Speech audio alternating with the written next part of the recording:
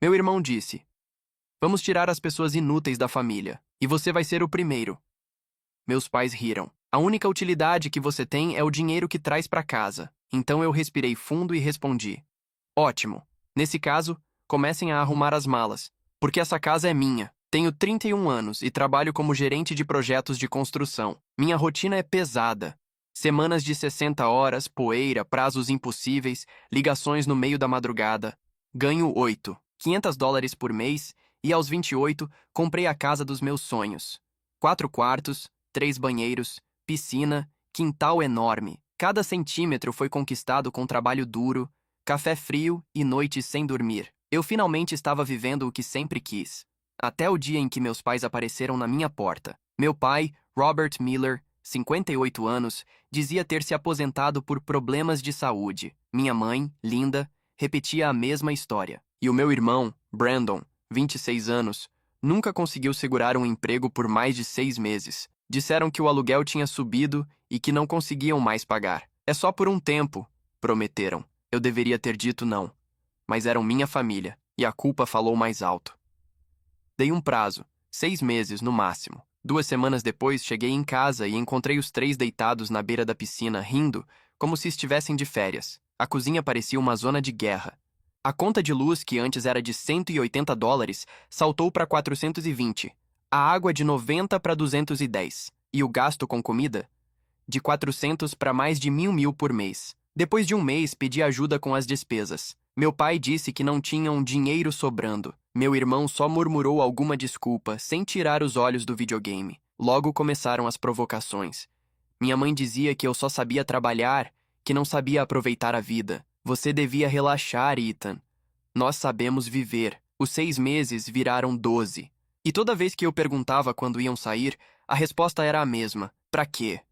Aqui estamos confortáveis. Você trabalha o dia todo, nem usa a casa. Era como se tivessem me convencido de que eu era o intruso. Eu me sentia culpado por querer o que era meu. Até que um dia tudo desmoronou de vez. Depois de uma semana infernal de 80 horas de trabalho, cheguei em casa às 9 da noite, exausto. Subi direto pro quarto e parei na porta. Algo estava errado. Meus móveis tinham sumido. A cama, o guarda-roupa, até as cortinas. No lugar, estavam os móveis dos meus pais. Minhas roupas, enfiadas em caixas no quarto de hóspedes. Desci, sem acreditar. Eles estavam assistindo TV, tranquilos, como se nada tivesse acontecido. Meu pai disse que o quarto principal era maior, que fazia mais sentido ser deles. Minha mãe completou dizendo que eu estava sendo dramático demais.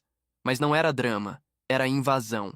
Era falta de respeito. E, acima de tudo, era a prova de que eu não tinha mais controle sobre nada dentro da minha própria casa. Subi de novo, fechei a porta e sentei na cama do quarto de hóspedes. Peguei o laptop, abri a conta bancária e olhei o saldo. 47.850. Meus 3 anos de economia. Dinheiro que eu vinha guardando para dar entrada numa casa de investimento. Atualizei a página. O número mudou. 12.320. Meu coração disparou. Atualizei de novo. Nada. Olhei o histórico. 3 dias antes, uma transferência de 35.530 para uma conta que eu não reconhecia. Fiquei parado ali, com as mãos tremendo. O corpo inteiro parecia gelar. Desci as escadas. Eles ainda estavam vendo TV. Perguntei quem tinha mexido na minha conta. Meu pai, sem olhar para mim, disse que Brandon precisava de capital para abrir um negócio e que era um empréstimo familiar. Senti uma mistura de raiva e incredulidade. Eu nunca autorizei nada. Nunca dei senha. Nunca falei sobre esse dinheiro. Mas para eles não importava. Na cabeça deles, o que era meu também era deles. Voltei pro quarto, liguei pro banco e expliquei tudo. A atendente perguntou se alguém da minha casa tinha acesso às minhas senhas. E foi ali que percebi o erro. Eu sempre deixava o laptop na sala, destravado, minhas senhas salvas no navegador. Ela me explicou que o caso seria complicado, porque a transferência tinha sido feita com meus próprios dados. Disse que talvez eu precisasse de um advogado e uma denúncia formal para tentar reaver o dinheiro. Desliguei o telefone e fiquei olhando para o teto. Era difícil entender como as pessoas que deveriam me proteger tinham sido as mesmas que me esvaziaram, de dinheiro, de energia, de paz. Naquela noite não consegui dormir. A única coisa que eu sabia era que aquilo não era mais uma fase, era o limite. e eu estava pronto para fazer o que fosse preciso para reconquistar minha casa e minha dignidade. Na manhã seguinte, o sol parecia zombar de mim. Lá fora, o quintal brilhava limpo, mas dentro de casa tudo estava sujo. Não de poeira, mas de traição. Levantei cedo, ainda sem acreditar no que tinha acontecido. Meu pai e minha mãe estavam na cozinha, tomando café como se fosse um dia qualquer. Brandon dormia até tarde, como sempre. Ninguém mencionou o dinheiro. Ninguém pediu desculpas. Era como se nada tivesse acontecido. Eu, por outro lado, sentia uma pressão no peito o tempo inteiro. Tentei trabalhar de casa naquele dia, mas não consegui me concentrar. A raiva e a decepção me consumiam em silêncio. Quando o banco confirmou que eu precisaria abrir uma denúncia formal, percebi que a coisa era mais séria do que eu imaginava. Eles haviam usado minhas senhas, meu computador, minha confiança, e mesmo assim agiam como se eu fosse o errado por me importar. À noite, sentei na cama com o notebook no colo e procurei advogado de propriedade e fraude no Google. O primeiro nome que apareceu foi Richard Vaughn, especialista em direito civil, escritório no centro de Dallas. Liguei. A secretária atendeu com voz firme e profissional. Expliquei brevemente o que estava acontecendo. Ela marcou uma consulta para o dia seguinte, às 9 da manhã. Desliguei e fiquei olhando para o nada. Eu não queria brigar com a minha família, mas eles tinham me deixado sem escolha. Na manhã seguinte, vesti uma camisa limpa, passei o café e saí sem falar com ninguém. Meu pai perguntou aonde eu ia, mas eu fingi não ouvir. No caminho até o escritório, senti algo que não sentia fazia muito tempo: controle. Richard era um homem de uns 40 e poucos anos, direto ao ponto. Depois de ouvir tudo, ele disse que o caso era sólido. A casa estava no meu nome. Eles não pagavam aluguel, não havia contrato de convivência, nem contribuição nas despesas. Legalmente, eu tinha todo o direito de pedir o despejo imediato. Sobre o dinheiro, ele foi mais cauteloso. Disse que se eu provasse que a transferência foi feita sem autorização, havia chance de recuperar parte do valor por meio de uma ação judicial, mas o processo seria demorado. Quando perguntei quanto tempo levaria o despejo, ele respondeu: 30 dias se cooperarem, 60 se resistirem. Olhei para ele e disse: quero começar hoje. Ele explicou que precisaria de um adiantamento para abrir o processo. Assinei o cheque ali mesmo.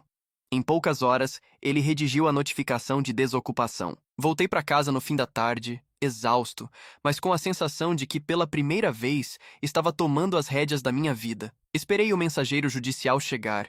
Queria estar presente quando entregasse o aviso. Quando a campainha tocou, minha mãe abriu a porta. Ela sorriu, achando que era alguma entrega. Mas o homem estendeu o envelope e explicou que era uma notificação legal de despejo. O sorriso dela sumiu instantaneamente. Meu pai veio da sala, confuso. Perguntou o que era aquilo. Respondi com calma. É o que deveria ter acontecido há 12 meses. Brandon apareceu logo depois, com aquela expressão de quem não entende a gravidade das coisas. Disse que eu estava exagerando. Meu pai, por outro lado, ficou vermelho. Falou que eu estava destruindo a família, que era ingrato, que tinha esquecido de onde vim. Eu apenas respirei fundo e disse: vocês têm 30 dias para sair. Podem fazer isso de forma tranquila ou esperar o oficial vir forçar o despejo. A escolha é de vocês. Brandon gritou, chamando-me de traidor. Minha mãe começou a chorar, dizendo que eu estava virando um estranho, mas nada disso me abalou. Durante um ano inteiro, eles riram da minha boa vontade. Agora era a minha vez de colocar limites. Naquela noite, arrumei uma mala pequena e fui dormir em um hotel próximo ao trabalho. Um quarto simples, limpo, silencioso. Deitei e, pela primeira vez em meses, consegui fechar os olhos sem peso na consciência. Na manhã seguinte, acordei com o som do meu celular vibrando. Era o advogado. Disse que já tinham recebido resposta dos meus pais. Eles tinham contratado outro advogado e queriam uma reunião de conciliação. Perguntei o que queriam propor. Ele respondeu que estavam dispostos a pagar $2.800 de aluguel por mês e permanecer por mais 6 meses. Ri sem acreditar. Depois de tudo, ainda achavam que eu aceitaria? Diga que não. Quero minha casa de volta. Sem negociação. Richard apenas respondeu: entendido. Seguiremos com o processo. Desliguei o telefone e, por um instante, senti uma mistura estranha de alívio e tristeza. Eles ainda eram minha família, mas já não faziam parte da minha vida. E, no fundo, eu sabia que não havia mais volta. Naquela semana, decidi voltar à rotina normal. Trabalhar era o único jeito de manter a cabeça no lugar. Mas, ao fim de cada dia, a lembrança da casa continuava lá, vazia de paz, cheia de lembranças que eu preferia esquecer. Eu tinha feito tudo o que podia para evitar chegar a esse ponto. Mas quando a família passa a te ver como um recurso, e não como uma pessoa, a única coisa que resta é se afastar. E foi isso que eu decidi fazer. Os dias seguintes passaram lentos. Mesmo no hotel, eu ainda sentia o peso da casa. Cada vez que lembrava da sala, da cozinha, do som da TV ligada o dia inteiro, me dava uma mistura de raiva e vazio. Era estranho perceber que o lugar que eu mais amava tinha virado um campo de guerra emocional. Continuei trabalhando sem parar. Era o único jeito de manter a cabeça quieta, mas a cada noite, deitado naquela cama de hotel, o silêncio me engolia. A culpa batia, depois ia embora. Logo vinha a raiva. Depois o alívio, um ciclo sem fim. 2 semanas depois, decidi ir à academia perto do trabalho. Precisava gastar energia, esquecer tudo por algumas horas. Foi lá que conheci Isabel Carter. Ela estava na esteira ao lado da minha, concentrada em alguns papéis. Parecia revisar planilhas enquanto caminhava. Um dos papéis escapou da prancheta e caiu no chão. Peguei e entreguei. Ela sorriu. Descobri que era a auditoria financeira. Uma mulher de raciocínio rápido, olhar direto e um jeito calmo que contrastava com a bagunça que eu carregava por dentro. Durante aquela primeira conversa, falamos pouco, mas nos vimos de novo no dia seguinte, e depois, no outro. E quando percebi, conversar com ela virou parte da minha rotina. Isabel tinha uma forma de enxergar a vida que me desarmava. Um dia, entre uma corrida e outra, ela disse: "Família pode ser amor ou prisão. Às vezes, é os dois." Aquilo ficou na minha cabeça por dias. Numa sexta à noite, ela me convidou para tomar café depois do treino. Falamos por horas. Contei sobre a casa, sobre o dinheiro, sobre o processo de despejo. Ela ouviu tudo sem me interromper. No fim, disse apenas: "Você fez o que precisava fazer. Às vezes o certo não parece bonito, mas ainda é o certo." Foi a conversa mais sincera que eu tinha tido em muito tempo. Nos dias seguintes, ela continuou aparecendo na academia. Não éramos um casal, mas eu sentia que ela me entendia de um jeito que ninguém mais entendia. Aos poucos, minha mente começou a se acalmar. No 23º dia do prazo de despejo, recebi uma ligação do advogado. Ele disse que minha família tinha apelado, alegando que eu abandonara o lar voluntariamente. Disseram que estavam mantendo o imóvel e que tinham direitos de posse. Era mentira. E eu tinha provas disso. Passei a noite inteira separando contas de luz, água, supermercado, tudo em meu nome. Enviei tudo pro advogado antes do amanhecer. Horas depois ele respondeu: "Perfeito. Com isso, o caso está ganho." No dia 30, fui com o advogado e o oficial judicial até a casa. Eu queria estar presente quando acabasse. Minha mãe abriu a porta, os olhos vermelhos, o rosto abatido. Pediu para conversar. Disse que não tinham para onde ir, que eu estava sendo cruel. Meu pai apareceu logo atrás, tentando manter a postura. Falou que eu estava destruindo a própria família. Eu respirei fundo e respondi com calma: "Durante 12 meses, vocês destruíram a minha paz. Agora, eu só quero de volta o que é meu." O oficial deu o prazo padrão: 2 horas para pegarem o essencial e saírem. O resto seria inventariado. Minha mãe chorou. Meu pai ficou em silêncio. Brandon desceu as escadas com uma mala na mão e disse que estava indo embora por conta própria. Nem olhou para mim. 2 horas depois, vi meus pais saírem da casa com as malas. Entraram em um carro de aplicativo e não olharam para trás. Quando o oficial trancou a porta e me entregou as novas chaves, senti algo que há meses eu não sentia: liberdade. Entrei sozinho. O silêncio me envolveu. Andei pela sala, pela cozinha, pelo quarto principal, tudo exatamente como antes, mas vazio, vazio de barulho, vazio de caos. Sentei no chão da sala, encostei a cabeça na parede e respirei fundo. Era estranho. A vitória não tinha gosto de alegria. Tinha gosto de cansaço, de perda, de recomeço. Peguei o celular e mandei mensagem para Isabel. Acabou. Eles saíram. Ela respondeu quase na hora. "Como você se sente?" Escrevi. "Não sei. Livre, triste. Tudo ao mesmo tempo." "É normal. Você acabou de vencer uma guerra." 2 horas depois, ela apareceu com comida chinesa e 2 cervejas. Sentamos no chão da sala, sem móveis, sem planos. Comemos em silêncio por um tempo. Quando terminamos, ela perguntou: "O que vem agora?" Respondi: "Recuperar o dinheiro, recuperar a vida e, principalmente, recuperar a paz." Ela sorriu. Parece um bom começo. Naquela noite, dormi ali mesmo, em um colchão improvisado, sem móveis, sem ruídos, sem medo. Pela primeira vez em muito tempo, dormi como alguém que tinha finalmente retomado o controle da própria história. 3 dias depois do despejo, ainda parecia que a casa respirava o passado. Os cheiros, os objetos fora do lugar, até o silêncio, tudo me lembrava deles. Mas aos poucos, fui entendendo que aquele silêncio era o som da minha liberdade voltando. Passei o fim de semana limpando cada cômodo, troquei lençóis, cortinas, joguei fora o que não precisava e abri todas as janelas. O ar quente de Dallas entrou, e com ele, uma sensação estranha de recomeço. Não era felicidade, era mais leveza, como se pela primeira vez o ar tivesse espaço para circular dentro de mim. Durante o trabalho, tentei agir como se nada tivesse acontecido, mas meu chefe, Mark Sanders, percebeu. Chamou-me na sala e perguntou se estava tudo bem. Contei o básico, que estava passando por um processo familiar complicado, mas que estava sob controle. Ele apenas disse: "Você é um dos melhores gerentes que temos. Se precisar de tempo, diga. Mas não se perca." Essas palavras ficaram na minha cabeça o dia inteiro, porque de alguma forma era exatamente isso que eu estava tentando fazer, não me perder. Continuei vendo Isabel quase todos os dias na academia. Às vezes, ela me esperava para correr junto. Outras vezes, aparecia com café e me fazia rir com histórias do escritório dela. Era bom ter alguém por perto que não me olhava com pena. Um dia, depois do treino, ela me convidou para jantar. Nada planejado. Só duas pessoas cansadas tentando distrair a mente. Conversamos por horas. Ela me contou sobre a família dela, também cheia de cicatrizes.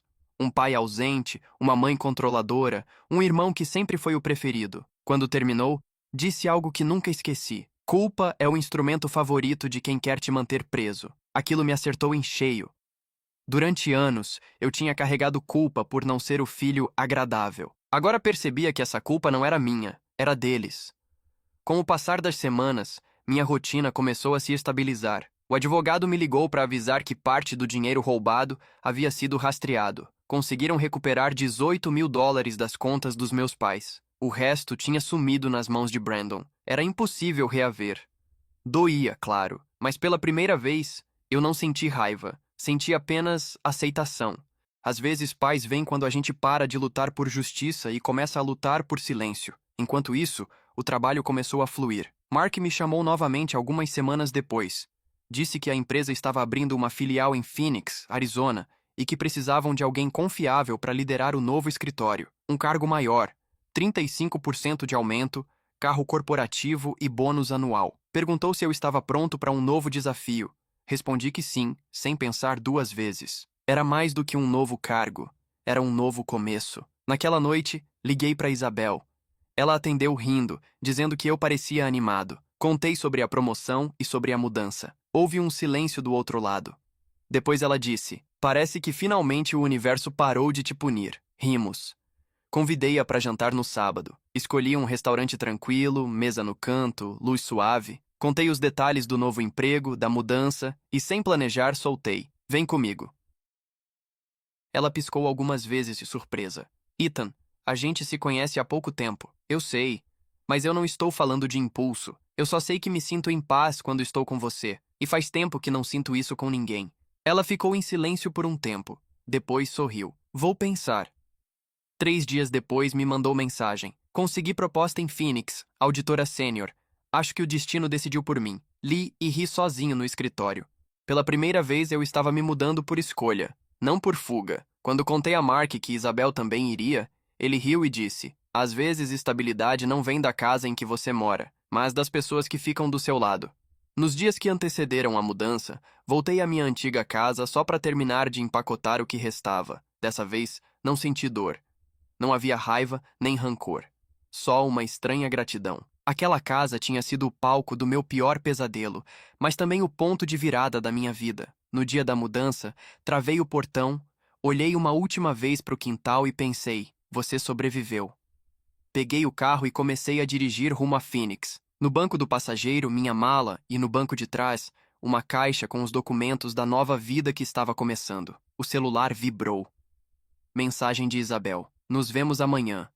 Nova cidade, novo começo. Respondi: "Sem passado, só o que vem pela frente. Enquanto a estrada se estendia diante de mim, percebi que, depois de tudo, talvez o verdadeiro sucesso não fosse o dinheiro, nem a casa, nem o cargo. Era poder respirar sem medo e dormir sabendo que ninguém mais iria usar o meu amor como desculpa para me destruir. Quando cheguei em Phoenix, tudo parecia novo demais para ser real. O calor era diferente, o ar mais seco, e as ruas pareciam sempre banhadas de sol. Era como se o mundo inteiro estivesse me dizendo: recomece. O apartamento que aluguei ficava em um condomínio tranquilo, com vista para a cidade. 2 suítes, varanda ampla e silêncio absoluto. Na primeira noite, deitei no colchão ainda sem lençóis e percebi algo estranho. Pela primeira vez em anos, ninguém precisava de mim. Nos dias seguintes, mergulhei no trabalho. O novo cargo exigia muito: reuniões, orçamentos, viagens entre obras, mas aquilo me fazia bem. Era como se cada projeto novo fosse uma forma de reconstruir não só prédios, mas pedaços de mim. Uma semana depois, Isabel chegou. Ela trouxe caixas, risadas e uma energia leve que preencheu o lugar inteiro. De repente, o apartamento que era só concreto e eco virou lar. Compramos móveis usados, cozinhamos no chão da sala e rimos até tarde. Tudo nela era simples. Ela não tentava me consertar, só me deixava existir. E isso era algo que eu nunca tinha experimentado. No trabalho, as coisas começaram a andar ainda melhor. Mark me ligava de Dallas dizendo que o desempenho do escritório novo estava acima da meta. Meu salário subiu para $11.500 mensais, e com ele veio algo que dinheiro nenhum compra: tranquilidade. Mas o passado, por mais distante que pareça, sempre encontra um jeito de reaparecer. 2 meses depois da mudança, eu estava revisando relatórios quando recebi uma ligação inesperada, número com DDD de Dallas. Por um segundo pensei em não atender, mas atendi. Era meu tio Paul. Não ouvia a voz dele havia anos. Depois de alguns segundos de silêncio constrangedor, ele disse: "Seu pai e sua mãe estão morando comigo. Estão passando por um momento difícil." Meu corpo ficou tenso. Perguntei se havia algum problema grave. Ele hesitou antes de responder. Seu irmão Brandon foi preso. Tentou roubar uma casa. Senti o estômago se fechar. Era a última coisa que eu queria ouvir. Meu tio explicou que meu pai estava arrasado. Minha mãe não parava de chorar. E que, de alguma forma, eles ainda achavam que eu deveria ajudar. Agradeci a ligação e desliguei. Fiquei ali, olhando para o nada. Parte de mim sentia pena. A outra parte lembrava de tudo o que eles fizeram comigo. Quando Isabel chegou do trabalho, percebeu na hora que algo estava errado. Contei tudo. Ela ouviu em silêncio. Depois disse com calma: "A culpa não é sua. Eles estão apenas colhendo o que plantaram." Assente, mas as palavras dela ecoaram o resto da noite. Culpa é um veneno silencioso, mesmo quando você sabe que não é o culpado. No fim de semana seguinte, Isabel sugeriu que fizéssemos uma viagem curta para Sedona. 2 dias de estrada, trilhas e descanso. Aceitei. A estrada vermelha e o vento quente me deram uma paz que eu nem lembrava que existia. Naquela noite, sentados na varanda do hotel, ela me perguntou se eu algum dia pensava em perdoar meus pais. Fiquei alguns segundos em silêncio antes de responder. "Não sei se perdão é o que preciso. Acho que só quero paz." Ela assentiu. Paz é o que vem quando você para de esperar que o outro mude. Voltei para Phoenix com a mente mais leve. Mas, uma semana depois, o telefone tocou de novo. Dessa vez, era minha mãe. O coração disparou antes mesmo de eu atender. Fazia mais de 6 meses desde o despejo. A voz dela veio fraca, trêmula. "Ethan, o Brandon está doente. Precisamos de ajuda para pagar os exames." Fechei os olhos. Respirei fundo. Expliquei com toda a calma que consegui reunir que eu não podia ajudar. Ela começou a chorar. Disse que eu estava sendo cruel. Perguntou se eu tinha esquecido que éramos família. Respondi que não esqueci. Eu apenas aprendi o significado real da palavra. E família não rouba, não humilha, não trata amor como obrigação. Desliguei antes que ela dissesse mais alguma coisa. Isabel estava na sala, observando em silêncio. Quando desliguei, ela apenas disse: "Você não precisa se justificar. Dizer não também é uma forma de amor, amor próprio." Naquela noite, dormi abraçado nela, mas o sono foi leve. Mesmo longe, aquela parte da minha vida ainda tentava me puxar de volta. Alguns dias depois, recebi uma carta. Remetente: Paul Miller, meu tio. Dentro, um recado curto: "Seu irmão está livre sob condicional. Seus pais ainda moram comigo. Estão tentando se reerguer. Guardei a carta na gaveta e decidi que não ia responder. Não era frieza, era autopreservação. Na semana seguinte, Isabel me contou que havia sido promovida no trabalho. Comemoramos com pizza no chão da sala, rindo como adolescentes. No meio da risada, ela disse: "Sabe o que é engraçado? Tudo começou a dar certo na sua vida quando você parou de carregar o que te destruía." Ela estava certa. E talvez esse fosse o verdadeiro recomeço. Não o novo emprego, nem a nova cidade, mas o simples fato de não me sentir mais responsável pelos erros dos outros. Naquela noite, antes de dormir, olhei para o teto e pensei: eu não perdi uma família. Eu apenas deixei de sustentar um peso que nunca foi meu. 6 meses depois da mudança, minha vida parecia finalmente entrar em ordem. O trabalho estava melhor do que nunca. O escritório de Phoenix tinha batido recordes de entrega, e eu começava a sentir algo que não sentia há muito tempo: orgulho de mim mesmo. Isabel e eu estávamos morando juntos há 3 meses. A convivência era tranquila, sem gritos, sem manipulação, sem aquela sensação de que eu devia algo o tempo inteiro. Era como viver respirando ar puro depois de anos em um quarto fechado. Todos os dias, quando chegava do trabalho, ela me recebia com o jantar pronto ou uma taça de vinho. Às vezes, só sentávamos no sofá em silêncio. E mesmo o silêncio ao lado dela era leve. Mas a paz, descobri, é sempre temporária quando há pessoas que se alimentam do seu desequilíbrio. Em uma segunda-feira qualquer, enquanto revisava orçamentos no escritório, meu celular começou a vibrar sem parar. Número de Dallas. Ignorei as 3 primeiras chamadas. Na quarta, atendi. Era meu tio Paul. A voz dele estava tensa. "Ethan, preciso te contar algo. Seu pai teve um infarto." Por um momento, o mundo pareceu parar. Fiquei em silêncio, ouvindo ele explicar que o ataque tinha sido forte, que meu pai estava no hospital e que os médicos recomendavam uma cirurgia urgente. Custaria cerca de 250 mil pesos mexicanos. Ele tinha mencionado isso porque o hospital aceitava pacientes de fora, um detalhe que nem importava naquele instante. Quando consegui falar, perguntei o que queriam de mim. Paul hesitou. "Sua mãe pediu para ligar. Eles precisam de ajuda financeira." A raiva veio antes da tristeza. Depois de tudo, ainda me viam como a solução de emergência, mesmo longe, mesmo depois de tudo que fizeram. Respondi com calma. Disse que lamentava o que estava acontecendo, mas que eu não podia ajudar. Do outro lado da linha, o silêncio pesou. Depois veio a frase que eu já sabia de cor: "Ele é seu pai, Ethan. Você tem obrigação moral." Obrigação moral. 2 palavras que me acompanharam desde a infância. Mas agora, finalmente, eu sabia que moral nenhuma obriga alguém a se autodestruir. Desliguei. Fiquei olhando para o celular por longos segundos, tentando entender por que ainda doía. Não era pela situação em si.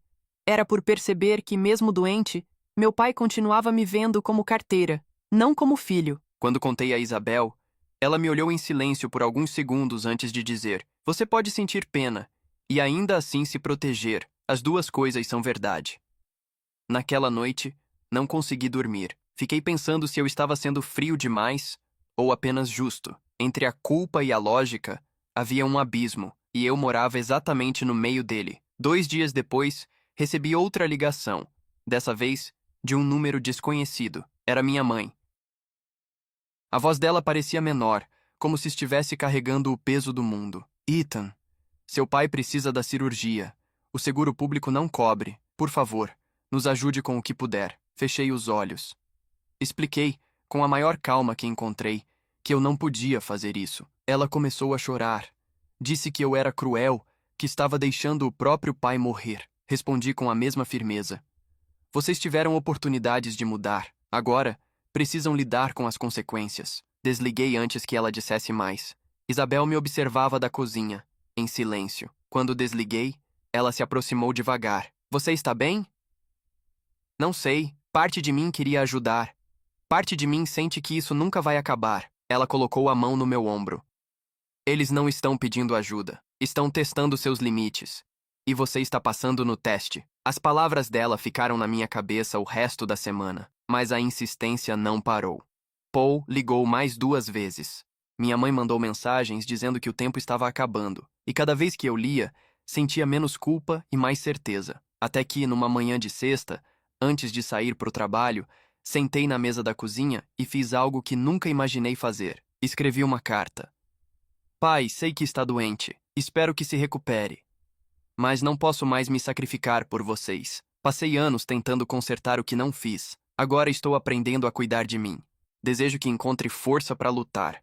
Não pelo meu dinheiro, mas pela sua própria dignidade. Assinei, dobrei e deixei guardada. Não era para enviar. Era para mim. Um lembrete de que, às vezes, o amor precisa vir acompanhado de distância. Na semana seguinte, meu tio ligou novamente. Disse que tinham conseguido juntar quase todo o valor com rifas e empréstimos. Faltavam apenas $1.500. Pensei por alguns segundos e liguei para o meu advogado. Pedi que elaborasse um contrato de empréstimo formal, com juros, prazos e cláusula de cobrança legal. Assinei e mandei para o meu tio. Se assinarem, eu ajudo. Se não assinarem, não mando nada. 1 hora depois, a resposta veio. Seu pai disse que prefere morrer a te dever. Respondi. Então que viva de acordo com o próprio orgulho. Mas no dia seguinte, minha mãe ligou dizendo que ele havia mudado de ideia. Assinou o contrato. Fiz a transferência. No final, a cirurgia deu certo. Meu pai sobreviveu. Minha mãe mandou uma foto dele no hospital, com o olhar cansado, mas vivo. Não respondi. Naquela noite, Isabel me abraçou e disse: Você ajudou, mas sem se perder. Isso é maturidade, não frieza. Talvez ela tivesse razão. Talvez pela primeira vez na vida eu tivesse encontrado o equilíbrio entre empatia e limite. Nos meses seguintes, minha mãe começou a me mandar os pagamentos mensais do empréstimo, cada parcela certinha, com mensagem curta. Obrigada, filho. Eu lia, mas não respondia. Aos poucos percebi que eu estava finalmente vivendo em paz com o passado. Não porque esqueci, mas porque aprendi a não deixar que ele mandasse em mim. Os meses passaram e pela primeira vez a vida parecia estável. O trabalho corria bem, os projetos em Phoenix estavam firmes e a equipe que eu liderava me respeitava. Havia paz, rotina, propósito. E ao lado de Isabel, tudo parecia fazer sentido. Ela e eu tínhamos construído uma dinâmica leve. Nada de drama, nada de jogos. Às vezes, eu ainda acordava no meio da noite com a cabeça cheia de lembranças, mas bastava olhar para ela dormindo ao meu lado para lembrar: você está seguro agora. 1 ano depois da cirurgia do meu pai, minha mãe continuava pagando o empréstimo, pontual, discreta, sem pedidos extras. A cada mensagem curta que ela mandava, eu percebia algo novo. Pela primeira vez, ela estava respeitando meus limites. E aos poucos comecei a relaxar. Foi Isabel quem percebeu primeiro. Numa noite de sábado, enquanto lavávamos a louça, ela disse: Você fala dele sem ficar tenso agora. Isso é um bom sinal. Sorri, meio sem acreditar. Acho que finalmente parei de esperar que mudem. Ela enxugou as mãos, me olhou nos olhos e respondeu: E isso é o que realmente significa perdoar. Não justificar, mas soltar. As palavras dela ficaram na minha cabeça por dias. Talvez ela tivesse razão. Naquele mesmo mês, recebi um e-mail da empresa. Promoção confirmada. Eu seria o novo diretor de operações regionais. Salário, $13.000 por mês. Equipe maior, mais responsabilidades, viagens pelo país. Quando contei para Isabel, ela pulou em mim, rindo. Você merece. Finalmente o universo está te devolvendo o que te tiraram. Comemoramos com vinho e pizza. E por um instante tudo pareceu simples. Mas a simplicidade tem prazo de validade quando o passado ainda respira em algum canto. 2 semanas depois, recebi uma ligação inesperada. Era minha mãe. Ethan, seu pai quer te ver. O coração disparou. Não falávamos há mais de 2 anos. Perguntei o motivo. Ela disse que ele vinha fazendo terapia, que estava diferente, que queria se desculpar pessoalmente. Minha primeira reação foi dizer não. Mas Isabel me olhou e perguntou: Você está dizendo não por proteção ou por medo? A pergunta ficou ecoando. Talvez fosse os dois. Pensei durante 3 dias. No 4º dia, liguei de volta e disse que aceitaria uma conversa. Com condições. Lugar público, tempo limitado, Isabel presente. Marcamos em um café no centro de Phoenix, num sábado de manhã. Cheguei 10 minutos antes. Quando ele entrou, demorei para reconhecê-lo. Mais magro, cabelo quase todo branco, os ombros curvados. Parecia cansado, mas os olhos ainda tinham o mesmo orgulho silencioso. Ele me cumprimentou com um aperto de mão trêmulo. Isabel ficou ao meu lado, observando tudo. Sentamos. O silêncio pesou por um tempo. Ele foi o primeiro a falar. Não sei por onde começar. Respirei fundo. Comece dizendo a verdade. Ele olhou para o café, depois para mim. Fui um péssimo pai. Sempre achei que prover era amar, Mas quando o dinheiro acabou, percebi que não sabia dar nada além disso. E quando você prosperou, me senti inútil. Foi mais fácil te tratar como rival do que como filho. A sinceridade dele me pegou de surpresa. Durante anos imaginei esse momento. E agora que estava acontecendo, tudo parecia surreal. Ele continuou. Quando você nos tirou da casa, eu te odiei, mas hoje eu entendo. Aquilo foi o único jeito de nos forçar a crescer. Minha mãe assistia de longe, numa mesa próxima. Não se aproximou, não chorou. Parecia respeitar o espaço. Fiquei em silêncio por um tempo, tentando processar tudo. Finalmente disse: Eu não te odeio, pai, mas também não esqueci o que aconteceu, e talvez nunca esqueça. Só quero viver em paz, sem medo de que a próxima ligação seja mais uma cobrança. Ele assentiu com lágrimas contidas. É tudo o que eu quero também. Ficamos ali mais alguns minutos, trocando poucas palavras. Quando ele se levantou para ir embora, me surpreendeu com um pequeno envelope. Dentro, um cheque. O valor exato do empréstimo que ainda restava, e mais um pouco.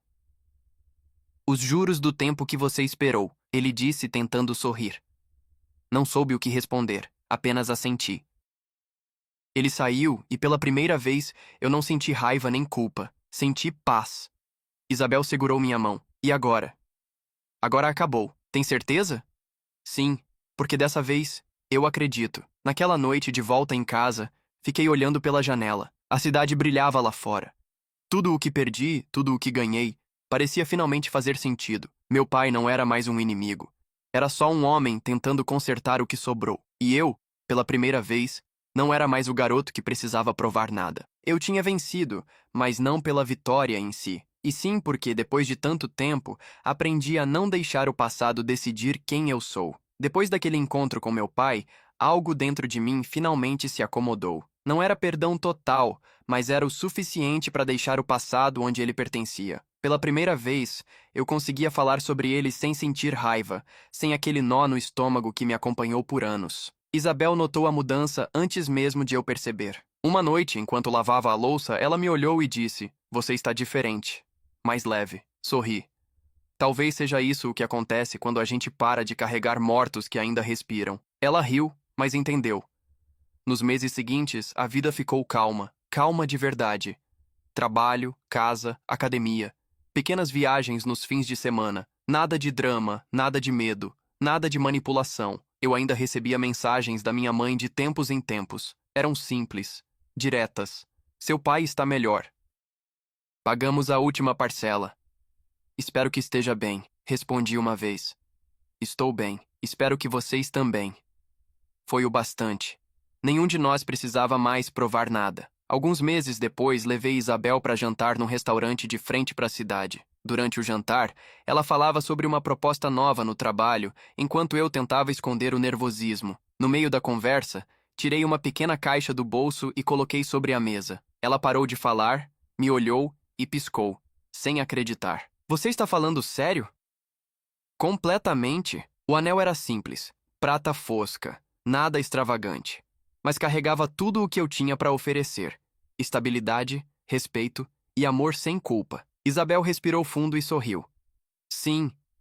Foi o sim mais calmo que já ouvi na vida. Sem lágrimas, sem espetáculo. Apenas um acordo silencioso entre duas pessoas cansadas de guerras. Nos meses que antecederam o casamento, eu me peguei pensando em como tudo podia mudar tanto em tão pouco tempo. Do caos total à tranquilidade plena. Da raiva à compreensão.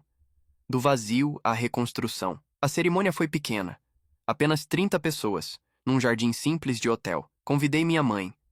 Não convidei meu pai. Ele mandou uma carta, dizendo que entendia. Minha mãe foi sozinha. Chegou pontual, com um vestido simples e olhos serenos. Durante a cerimônia, ela chorou baixinho, nada teatral.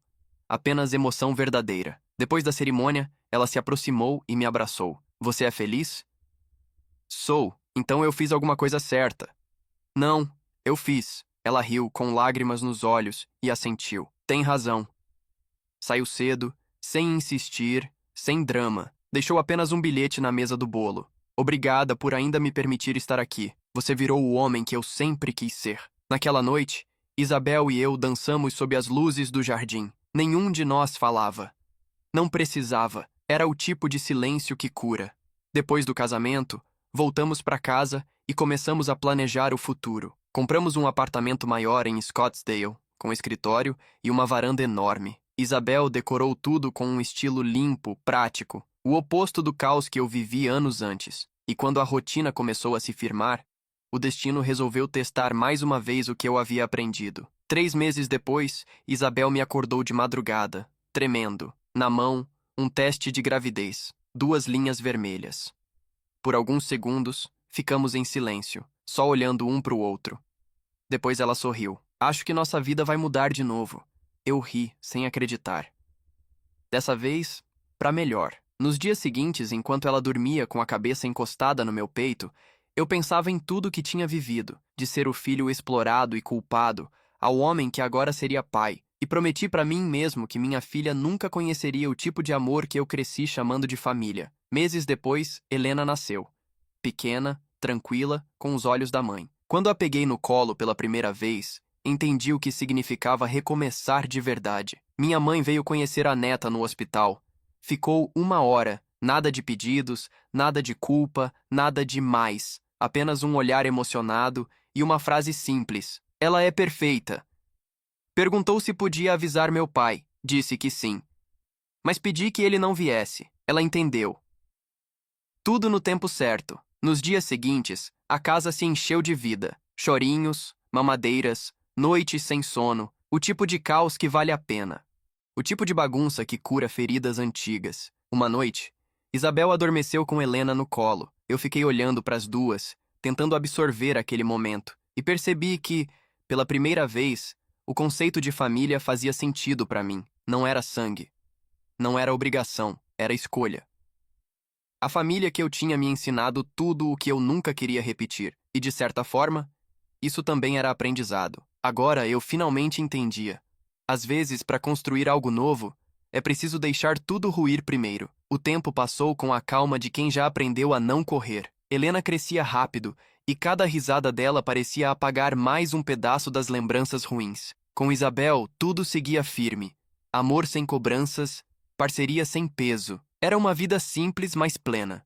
No trabalho, as coisas iam bem. A empresa me ofereceu uma vaga na matriz, em Dallas. Voltar para lá, para o mesmo estado onde tudo começou, soava como um ciclo se fechando. Mas desta vez eu voltaria diferente. Não o filho frustrado, nem o homem ferido, mas alguém em paz com o passado. Quando contei a Isabel, ela sorriu. Voltar não precisa significar reabrir feridas. Pode ser só recomeçar no mesmo lugar, mas com outro coração. Aceitei a proposta. 2 meses depois, estávamos de volta ao Texas, em uma casa pequena e ensolarada, cercada de árvores. O tipo de casa que não grita status, só tranquilidade. Certa tarde, enquanto ajeitava o quintal, ouvi risadas vindas de dentro. Isabel e Helena brincavam no tapete da sala. Por um instante, fiquei parado, apenas observando. Foi ali que percebi que tudo que eu tinha buscado, sucesso, reconhecimento, validação, cabia inteiro naquele som. Um dia recebi uma carta simples, sem remetente. Dentro, apenas uma frase. Espero que esteja feliz. P. Não havia rancor, nem cobrança, só um desejo de paz. Guardei a carta numa gaveta e deixei por isso mesmo. Alguns laços não precisam ser reatados, só precisam ser soltos com respeito. Meses depois, numa manhã de domingo, Isabel me perguntou: "Você ainda pensa neles?" "Penso, mas sem dor. Acho que é isso que chamam de cura." Ela sorriu. "Então finalmente está livre." Olhei para Helena brincando com um bloquinho de madeira e senti uma certeza silenciosa. A liberdade não veio quando eu os afastei. Veio quando aprendi que o passado não precisa ser esquecido para deixar de me controlar. Agora, quando alguém me pergunta o que é família, eu respondo sem hesitar. Família é o lugar onde há amor sem medo e presença sem culpa. O resto, deixei para trás. Naquela noite, sentei no quintal e observei o pôr do sol pintando o céu de laranja. O mesmo céu que eu via quando achava que tudo tinha acabado. Mas nada acaba, percebi. As coisas apenas mudam de forma. Fechei os olhos e pensei, nada do que perdi chega perto do valor do que ganhei. E pela primeira vez em toda a minha vida, não havia vazio, nem arrependimento, só paz.